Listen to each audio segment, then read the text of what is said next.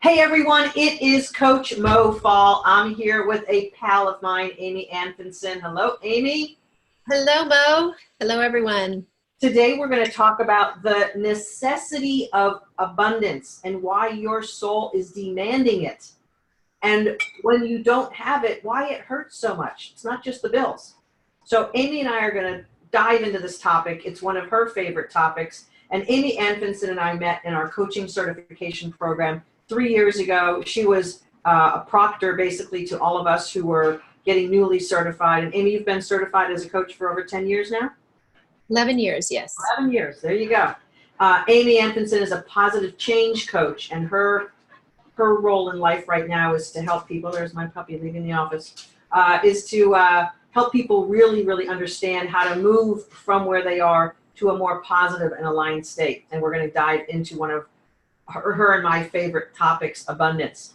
If you're looking for Amy on the internet, you can find her at Amy Anfinson, ANFINSON.com, or worthyretreats.com, of which she is headed to one very shortly. So Amy lives in Greenfield, Missouri, and she and I are so delighted to interview with each other and talk about this really important topic.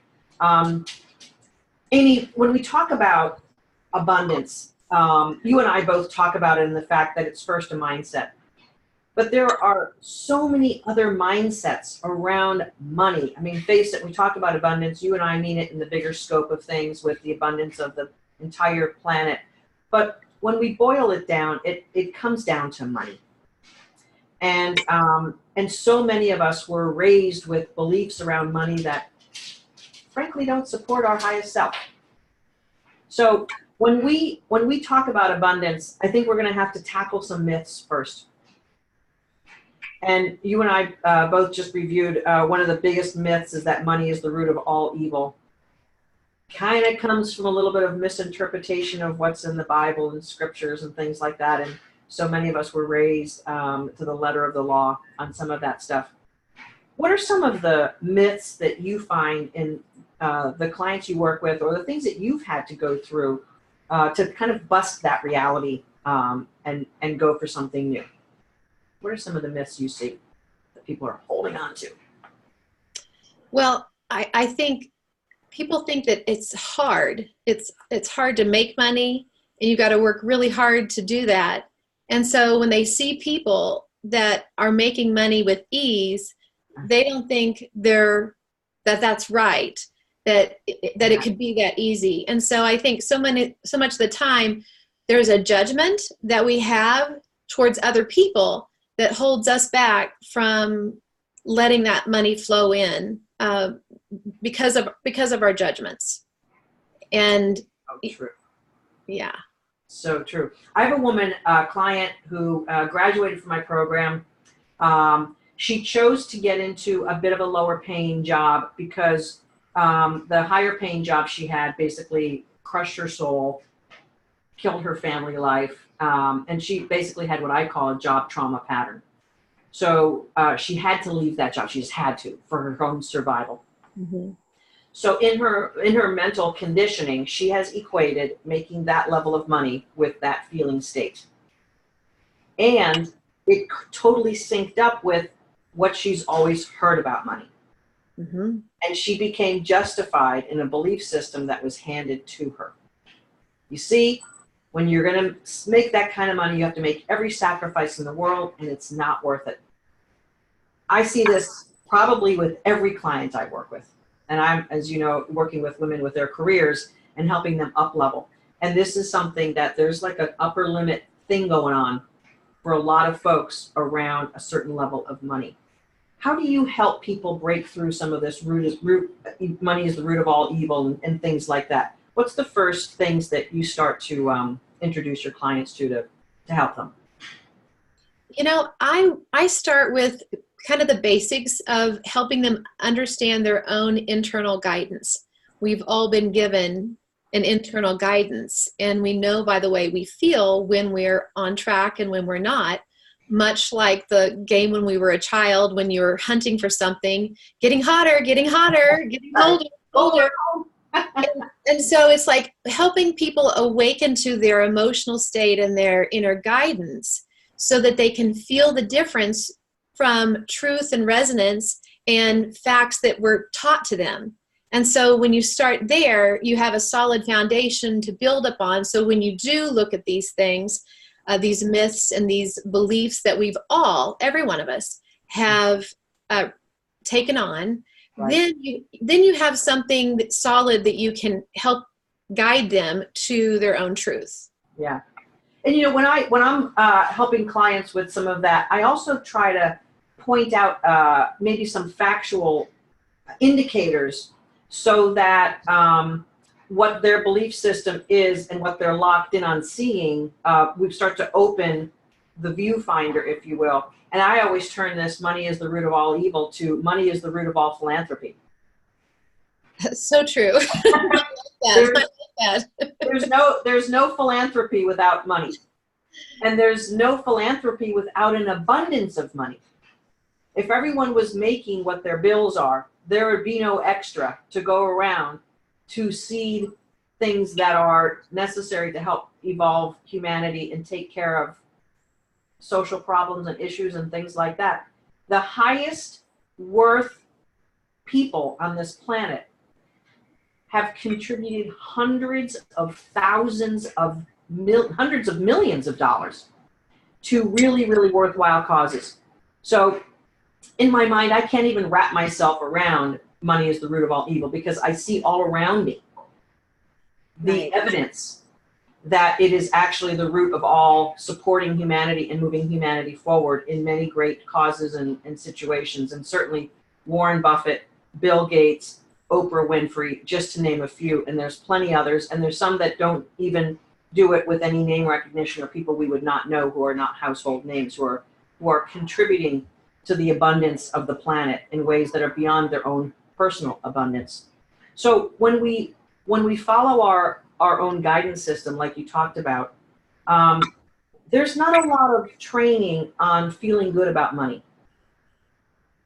I can say from a parenting perspective and all the thousands of people I've talked to in this coaching role I've had for almost 4 years now, that most people are taught negative beliefs around money. Can we just illuminate some of those just so we can kind of like start unwrapping these? I mean, money is the root of all evil is one. What are some of the other ones that you hear and see? Well, I noticed that as we grow up, we think that we're limited to what's possible because when we were younger, we were dependent on our parents. And if our parents didn't have a wealthy, abundant mindset, they were always feeling like they were the source to their children. Yes. And so what I help people look at is that, what your parents were able to give you was limited. But when you really tap into, whether you call it God, source, the universe, you have unlimited resources. So helping them get past what they were told from their parents about what you can spend and what's possible, and tapping into a greater source where you have unlimited opportunities and cooperative people and opportunities that show up for you. Right. One of the common funny ones is that money doesn't grow on trees. And I usually counteract that with thank goodness, because then I'd have to go out and go harvest it off the tree, or it might fall off the tree rotten. So thank goodness it comes from multiple sources and doesn't come from trees. Absolutely. Absolutely.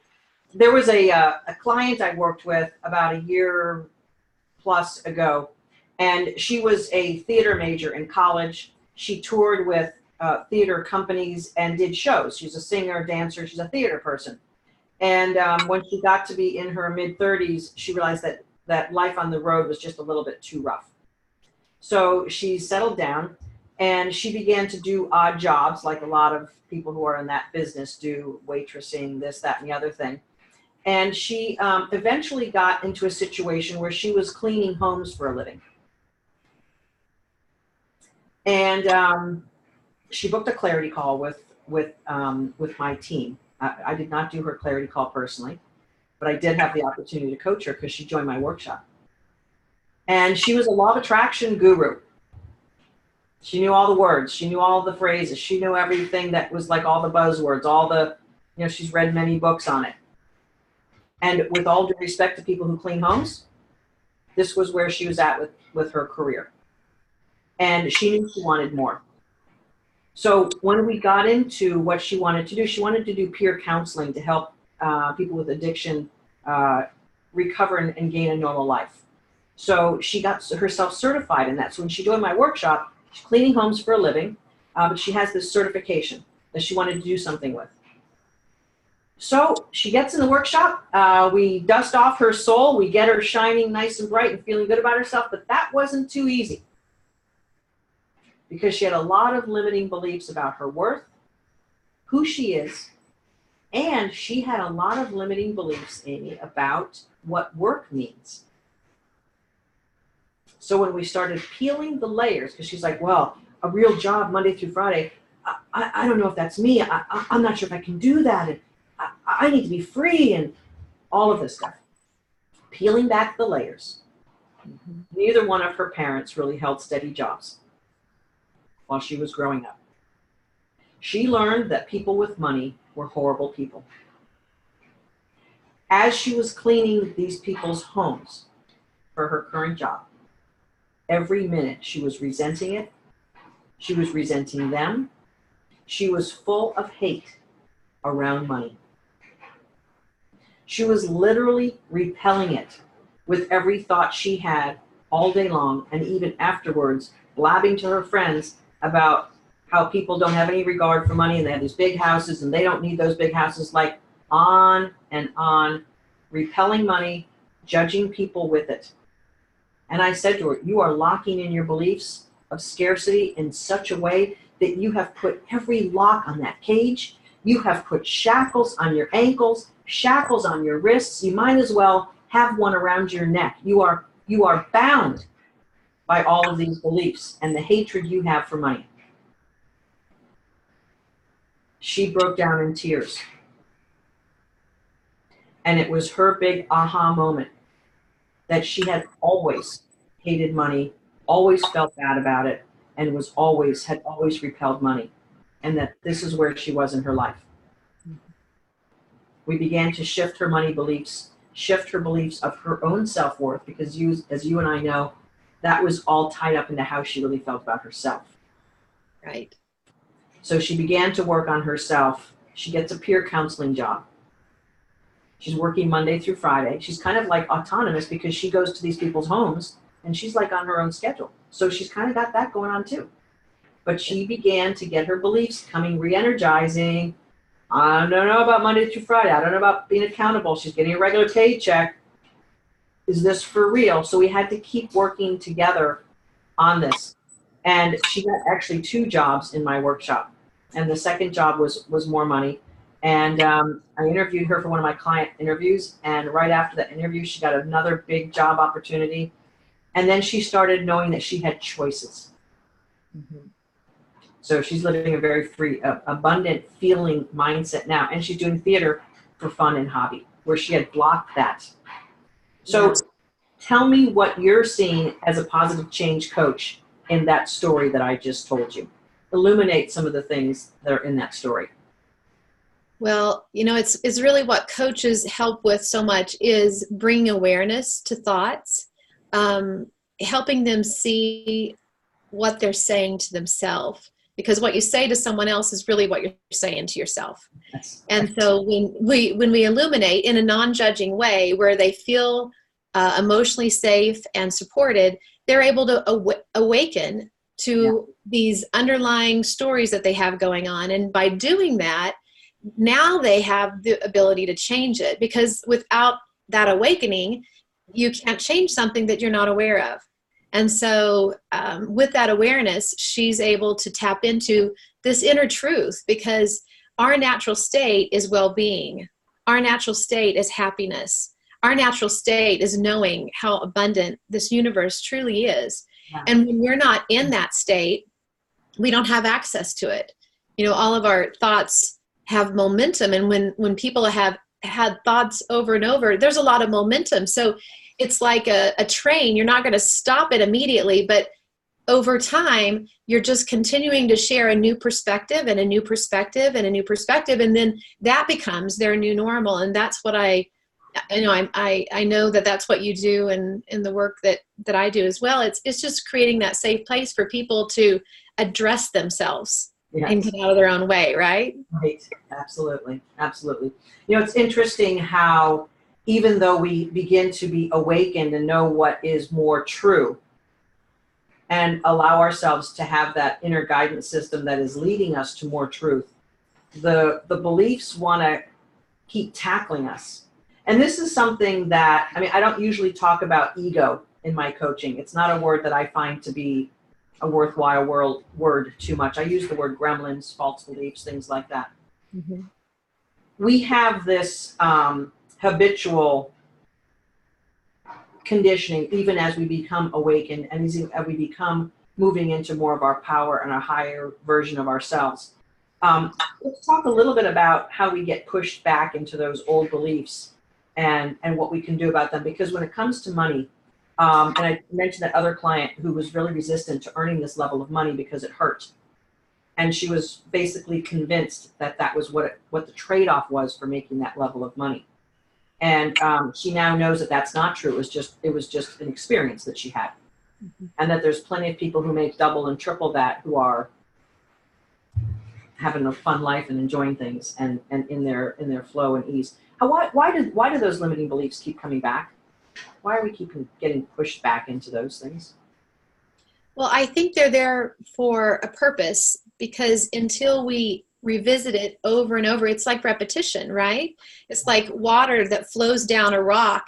Over time, it creates a tunnel, but it's repetition. And that's why I love, once you start understanding this, you're just looking for reminders, because once you get the aha and the download, because we really learn through our own life experiences.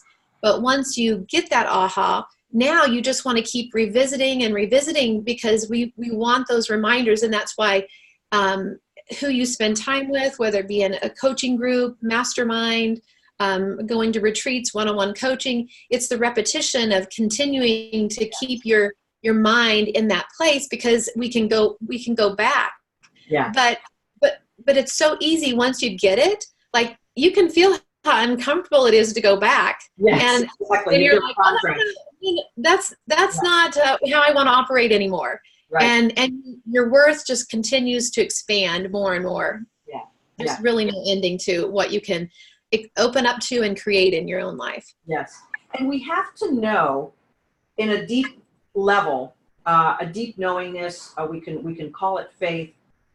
Faith still has a little bit of holes for me. That word still has kind of like some wiggle room. Well, I have faith here, but I don't have faith here, type of thing. But when we know that our birthright is for happiness, flow, ease, joy, and abundance, all of that goes together on the same lane of the highway. Some of my clients have said they didn't even know that lane of the highway existed, because they were taught and have believed for so many years that they'd have to work harder and harder. And Mo, if I want to go from 100,000 to 200,000, don't I have to work twice as hard? And my boss is an ass. So if I make 200,000, aren't I going to have to be an ass to keep that level and to do that? Answers are always no, no, no, no, no. So, when I was making huge money in the corporate world, I was sometimes difficult because I had pressures on me. But in my inner core, I'm not an ass. And so there are plenty of leaders out there who are benevolent, wonderful people wanting to make a difference in the world. And in my experience of abundance, and we're talking about the practical world now, our contribution is equal to our compensation, because money is energy. And if we're contributing at a higher level, and I'm talking org chart, I'm talking impact and influence, we're contributing at a higher level, we're compensated at a higher level. And the more contribution we make, the higher our compensation is. And it doesn't have to be efforting as contribution. I mean, if we take a look at Warren Buffett as an example, he owns companies and buys valuable companies and makes them more valuable. I don't know what the number is, but I'm sure that his companies in total have probably millions of employees. So his contribution is affecting millions of people and their families and their futures. That's a heck of a contribution.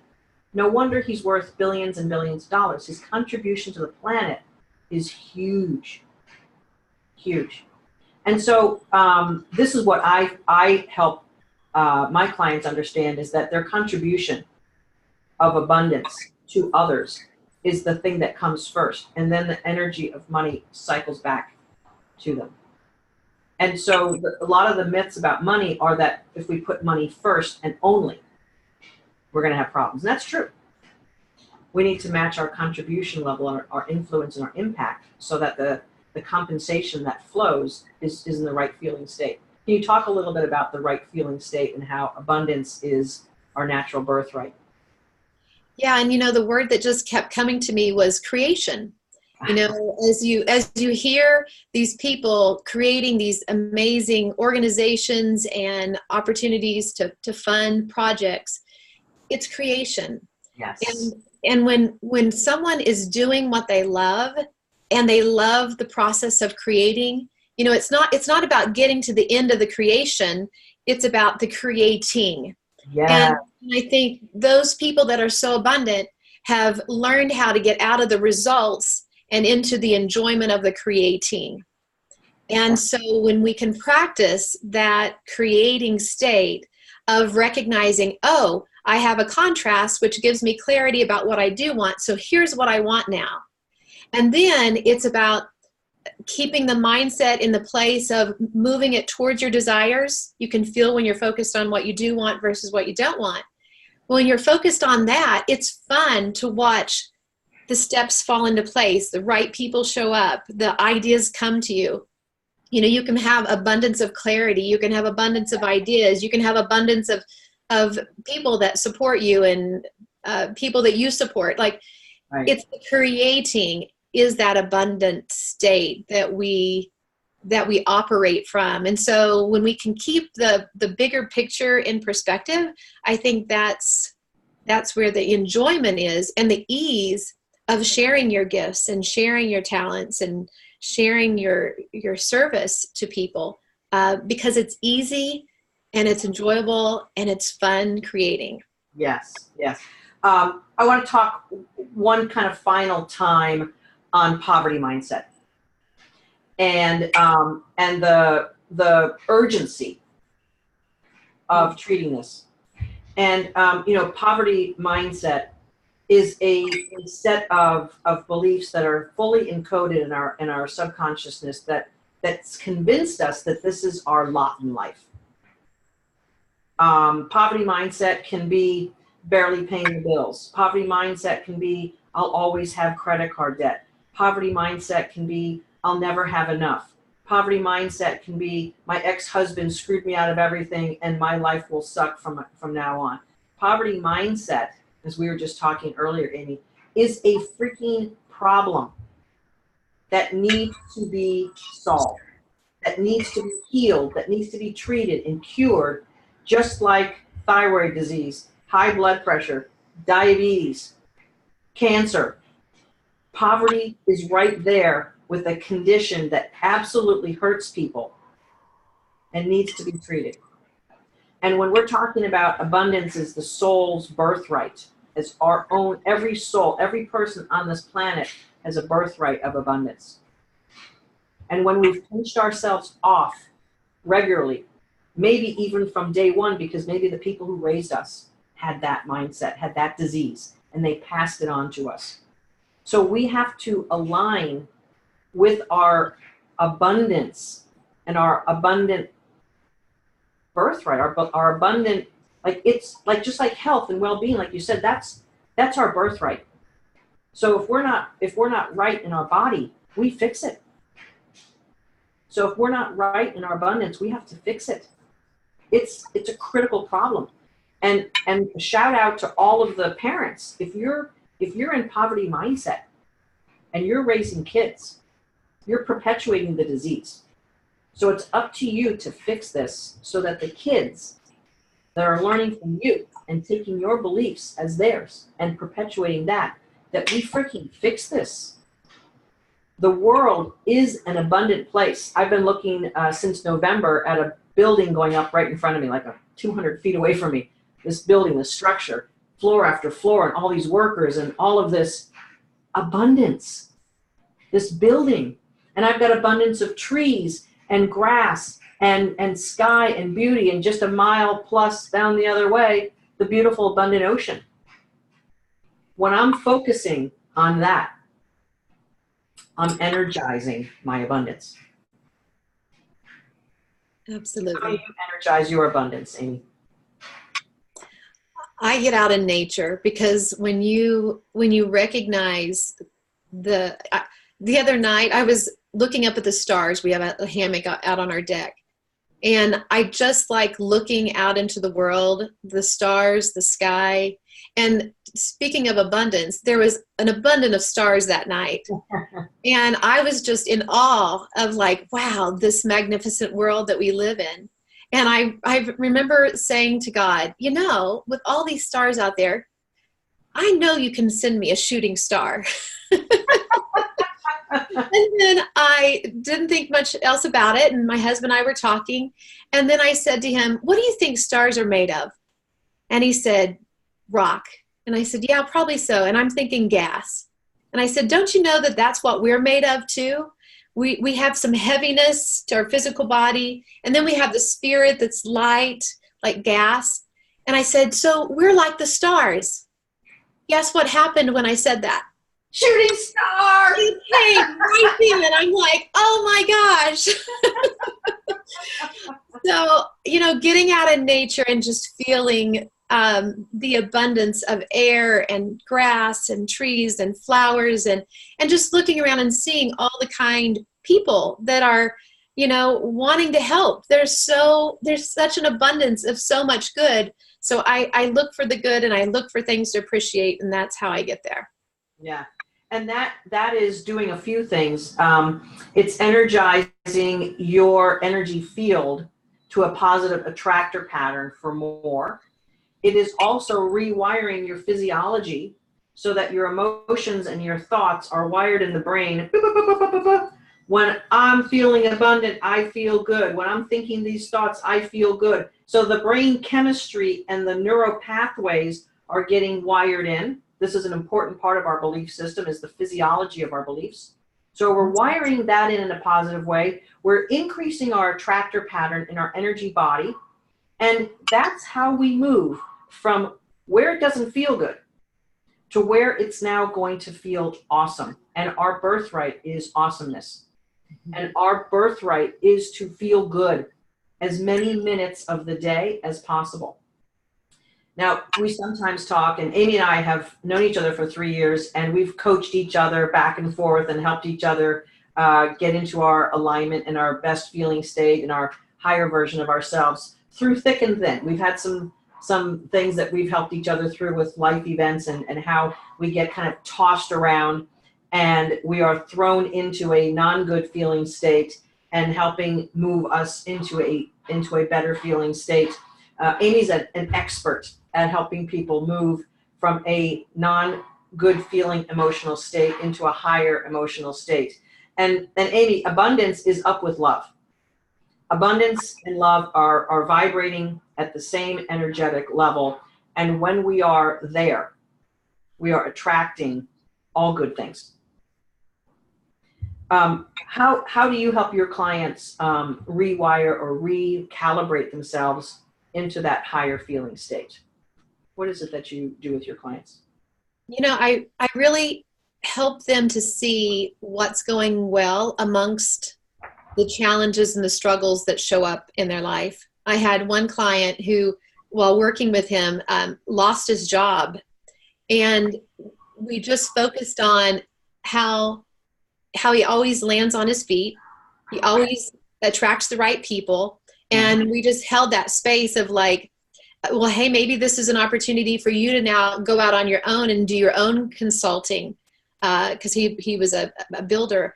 And he ended up attracting so many different people and projects and jobs, even beyond where he was at. And so a lot of times it's like helping them remember who they are. Yeah. And remember how everything really has always worked out for them. I know that's one of your sayings you love to share, which I absolutely agree and love with. Everything is always working out for you. So I am always enforcing that. And then my saying is, the better it gets, the better it gets. So, you know, if something happens that you don't like, keep an open mind to see the bigger picture of what good can come from this. Because when you stay in that open state, you allow it in. If you stay focused on the problem, that's a different vibrational state than the solution. So it's about just helping them let go of their grip of, this was an injustice, this was wrong, blame. I really help them move into a blameless state, which I'm writing a book about that. Yes. And so yeah, learning how to be blameless, not blaming yourself, not blaming others, really helps you to step into your worth. And when you feel worthy of the good, like my daughter, I moved her out to Colorado this summer. 2 months afterwards, she told us her car wasn't her fault. She's safe. She was at a red light. But I said to her, you know, honey, you've been asking for a 4-wheel drive for the winter. I said, you might want to be careful what you ask for. Right. I said, I'm so thankful that you're safe. I said, your dad and I love you. We'll support you. We'll get through this. And I said, but I encourage you in this moment where you're renting Uber, having Uber rides to work, I encourage you to set your intention. What do you want from this? Yeah. Like, what if you could get more of what you were looking for, the vehicle, the 4-wheel drive to get you through the winters? And so it's so much about pausing and having the bigger perspective and saying, okay, this was really sucky. This was not what I wanted, but what good can come from it? And then learning how to focus on that thing and not go into the doubt mode, but to just stay in that open state of, I wonder what good can come from this. Right. How can I have fun in this process? Absolutely. I love the word fun and ease. That is, I want to move through all my contrasts with fun and ease as much as possible. Right. One last thing I want to touch on, and then we're going to do something fun together. I'm going to surprise you with something fun we're going to do together. One last thing I want to talk about is criticism. Self-criticism, but also criticism of others. You're writing this book on being blameless, living a blameless life, which means, again, not blaming the self, not blaming others. And I think it's such a brilliant concept to elaborate on, and I can't wait to see more and hear more and talk more about that. When you first told me about that, I was like, that's so great. It frees us up. So a lot of us are walking around criticizing others, criticizing the government, criticizing politicians, criticizing builders, criticizing bosses, criticizing money, criticizing people with money, criticizing people who don't think like us, criticizing. And, you know, I've been in the trap sometimes of saying, I'm not criticizing, I'm just observing. It doesn't matter. If our attention is on what we don't like and don't want, we are going to get more of that. Where our attention goes, energy flows. And if we are criticizing people with money, if we are criticizing progress and abundance and things out there that look like they cost money and spend money, and, you know, there was an element of me growing up with being envious of people who had nice cars. I loved cars. I still do. I just love nice cars. I can remember one time, God bless my mother, I said, oh, the neighbor's new car is so cool, and that's so neat, and that's such a great car. When I grow up, I'm going to have a car just like that. And the first things out of my mom's mouth were, that was expensive. I don't know how they're affording that. Or something to the effect of, there must be scrimping in other areas of their life in order to afford that. And so I went from happiness and excited about someone who had something cool that I wanted to having that be criticized and having fear thrown into that equation. Now, my mom is a product of how she was raised, in World War II baby. And, you know, there was a lot of lack of abundance around that time. Mm-hmm. But I want everyone here to understand that you cannot attract what you criticize. No, you repel it. You're attracting more of that feeling state. You just cannot attract what you want when you're busy criticizing, criticizing, criticizing. So we talked about moving from a better feeling state. We talked about when something goes wrong, focus on what you want out of it. We talked about when something goes wrong or gives you contrast, to actually figure out how you can enjoy it or go into more of a happy feeling state through it. We talked about rewiring our brain with positive experiences. Let's, you and I, Amy, do a little bit of a rampage, okay? I'm going to do a positive, good state, abundant statement, and then you're going to do one. We're going to do like ping pong, just for as long as we find it to be fun and happy to do. So I'm going to say, I love money and it loves me. Go. And well, let me think here. I love allowing things to unfold for me. I love the opportunity to manage more and more money, and I use it wisely. I love multiplying my money. I love watching the beauty of what money can do in the world. I love surprising and delighting people with money. I love providing more and more for people in my world and in my life because I have more and more. I love allowing myself to receive my heart's desires. I love increasing my vibrational level so that I'm on a plane where there is continual flow and ease, and I know through that all abundance flows through me. I love being a light that shines bright and gives everyone else permission to light up and share with others. Sweet.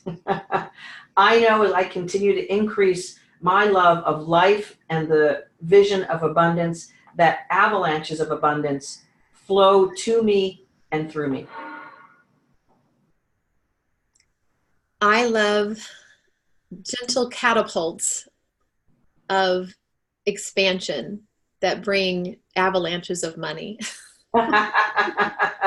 I love being a coach who has the opportunity and the privilege to watch other human souls burst forth and lighten up and have their ease and flow and abundance come to them. I love seeing that. I love watching that. It makes me so happy and so abundant feeling to watch other people feel abundance. I love watching all of my friends, my clients, my family can be more lighthearted, more prosperous, have greater self-worth, and we all get to play on this amazing planet together. I love hearing stories from my friends like Amy Anfinson, who views stars and talks about how stars are made up of the same stuff as us physical, beautiful human beings on this planet. And when she says that, she sees a miracle in the sky flashing through just like she asked for. I love all the signs and synchronicities and confirmations that we get on a daily basis when we are awake and aware and ready to receive. So great. Thank you for playing with me on that. That was fun. Great idea. I like rampages. That's right. It's so much fun to really keep that momentum of positive, good feeling state about a subject going on and continuing to raise our vibration. Folks, we are all souls on this planet desiring. Actually, some of our souls are demanding that we pay attention to our good feeling states. So use this interview with my beautiful, lovely friend Amy as continued inspiration to raise your vibration. Know that your birthright is happiness and joy and freedom. And with that comes all of the good things that you desire. Please allow yourself the opportunity to release the pinching off, to release the criticism, release the judging of yourself, because that's where it's all residing. So make a commitment to yourself this week. What can you do to focus on the abundance around you? What can you do this week to release your own self-criticism and to allow your soul to speak to you? Your soul is a beautiful, awesome energy, and it wants you to be happy. It wants to be aligned with your desires. It wants your desires to come forth. So give yourself 2 commitments. Number 1, look at abundance all around you. And number 2, stop the self-criticism. Or in Amy's words, stop blaming yourself and others and just enjoy. Folks, as a reminder, you can connect with, find Amy. She's a positive change coach. And as you've just seen, she is a beautiful, lovely soul on this planet. Amy is at amyanfinson.com and or worthyretreats.com. She's headed to Europe to conduct a beautiful retreat and to connect with a client and friend of mine, another coach in Paris. So this is the life that is available to all of us. Amy, anything you want to wrap up this beautiful conversation with before we say goodbye for today? Just want to encourage everyone to be kind with themselves, say things that make themselves feel good and others to feel good, and to just allow themselves to receive their heart's desires. Everyone is able and willing to let in the good. And so thank you so much, Mo, for having me. I always enjoy our visits. We can talk and talk, and it's always expanding. And so I appreciate you very much. I appreciate your generosity and all that you share with your clients and friends, and helping this world feel the abundant life that is available to them. So thank you. You got it. And right back at you. It's been my absolute pleasure to connect with you today and to share our thoughts and ideas and to brighten the world. Folks, you can find me at mofall.com. I've got a free webinar, 5 shifts I used to bring my career into the 6-figure plus range. And you can also use those 5 shifts. It's mofall.com/free training. Or if you're ready to rock and roll, book yourself a career clarity call. It's free, but it's also priceless. And you can do that at mofall.com/strategy. So let's get it rocking and rolling. Let's get your abundance going. Amy, again, beautiful conversation. I love you, sister, and have a great time until we talk again. Folks, go find your soul, and for God's sake, bring it to work. Over and out. See you later, Amy. Thank you, Mo.